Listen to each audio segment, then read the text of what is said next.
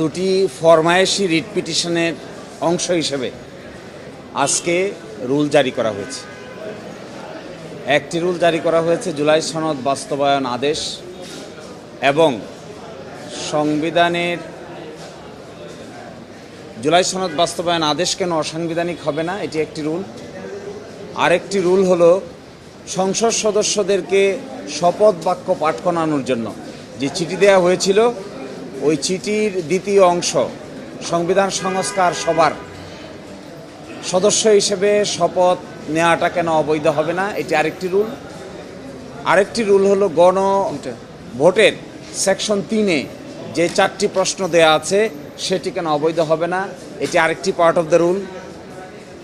আর আরেকটি হলো ওই গণভোট অধ্যাদেশের তফসিলে 30টি ঐকমত্যের ভিত্তিতে যে 30টি সংস্কার প্রস্তাব করা হয়েছিল সেটিকে কেন অবৈধ করা হবে না, এটি হলো আরেকটি রুল। এই 4টি সেপারেট রুল জারি হয়েছে দুটো রিট পিটিশন।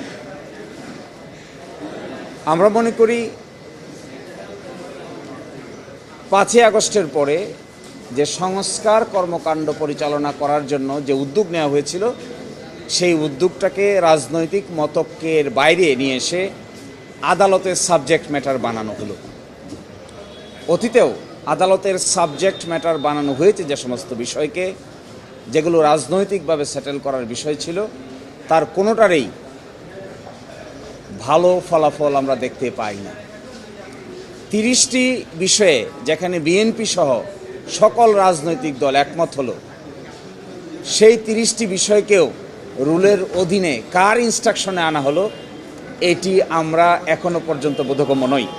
তবে আমরা দেখতে পাচ্ছি এই রিট মামলা শুনানি করার ক্ষেত্রে এবং এই রিট মামলাটি পরিচালনা করার ক্ষেত্রে সরকারের একাংশের ডাইরেক্ট সংশ্লিষ্টতা দেখা যাচ্ছে।